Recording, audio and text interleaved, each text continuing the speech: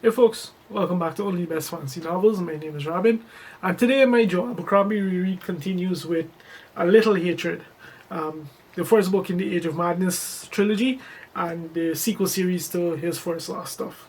And where in that series, where in the first Law world, his focus was mainly on like the concepts of heroism and war and that kind of thing. In this one, Joe takes his world forward a few notches, and we get a withering look at capitalism, essentially. But yeah, this trilogy as a whole, and especially this first book, it just makes you wonder how despicable humanity as a race has to be to still to this day permit the kind of atrocities that we see happening in this book.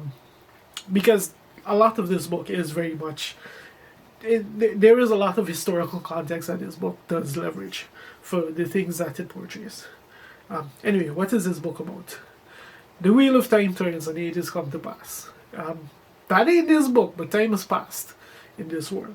This book actually takes place a couple decades after the events of Red Country, and a whole new generation stand at the pointy end of the spear to make changes.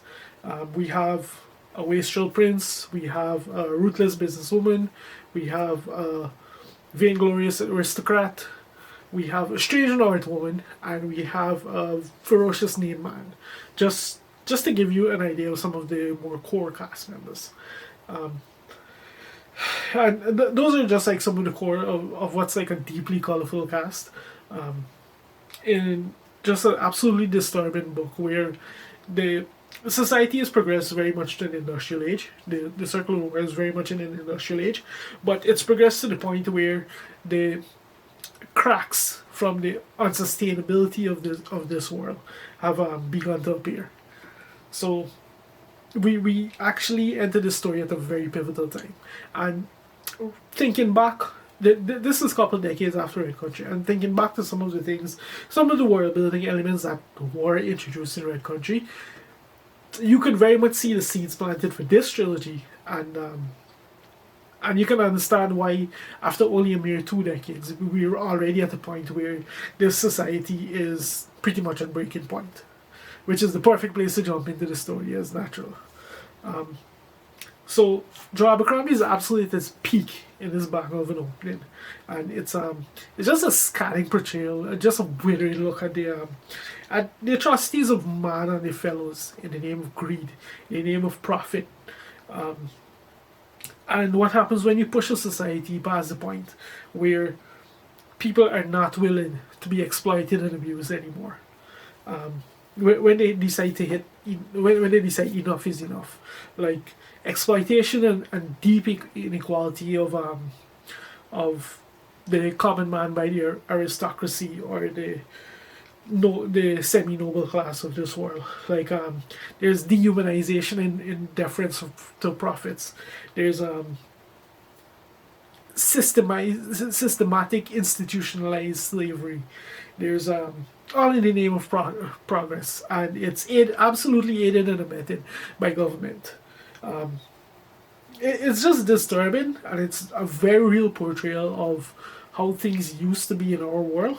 Like I said, this is very much industrial age, and some could argue that it's still something that's very much with us today, because things have obviously progressed when it comes to the rights of people, but as I say, the more things change, the more they stay the same, right?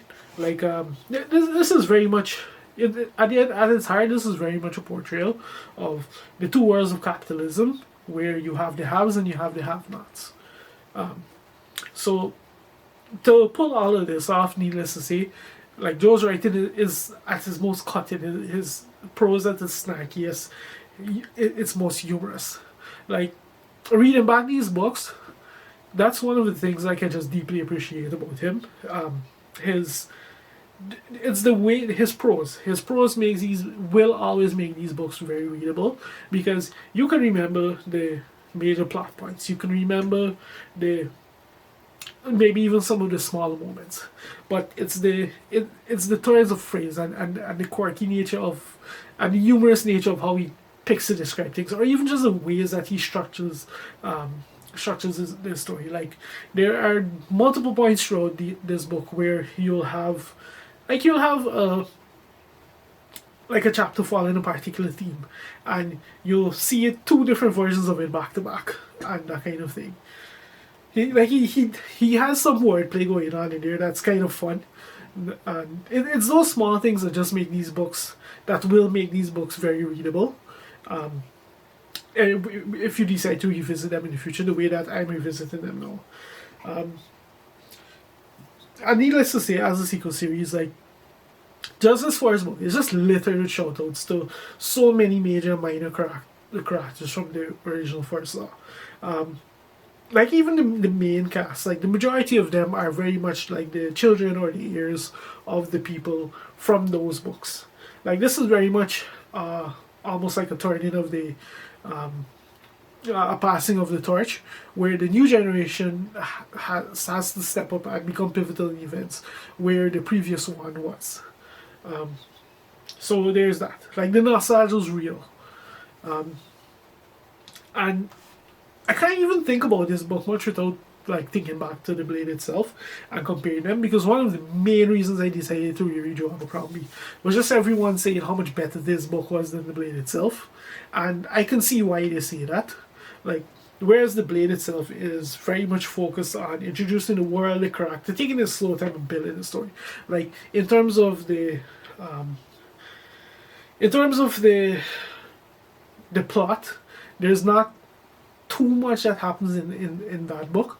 It's very much a book that sets the stage for what comes later. Whereas this one, Joe just blasts right out of the gate. We have like war on multiple fronts. We introduced to this deep this rich world with all this crazy complexity to it. We introduced to White Castle characters in such a way that even though we don't necessarily spend as much time as we did with the characters in the Blade itself, we still get a really good feel for who they are, and with his signature style of characterization and that kind of thing.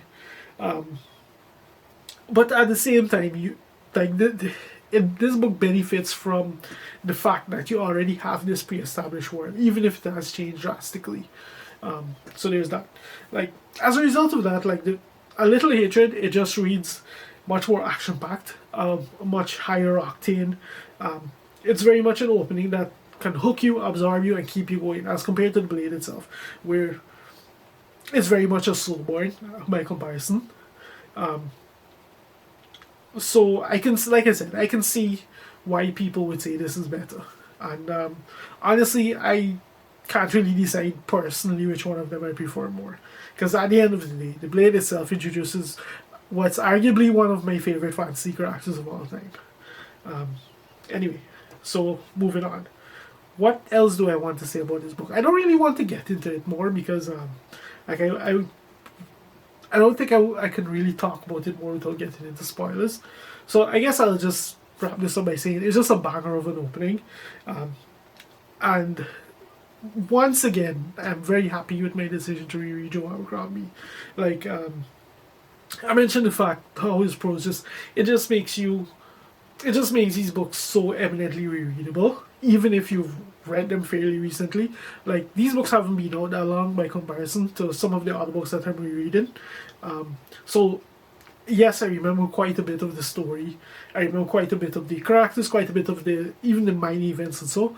But once again, it's the prose that really, even though this is such a relatively recent reread, it kept me hooked, it kept me engaged, it kept me entertained. I found myself laughing, even though, once again, I've read this book fairly recently. Yeah, that's all. I guess that's all I have to say about A Little Hatred. If you've made it this far into the video, thank you very much for watching, and I'll see you next time.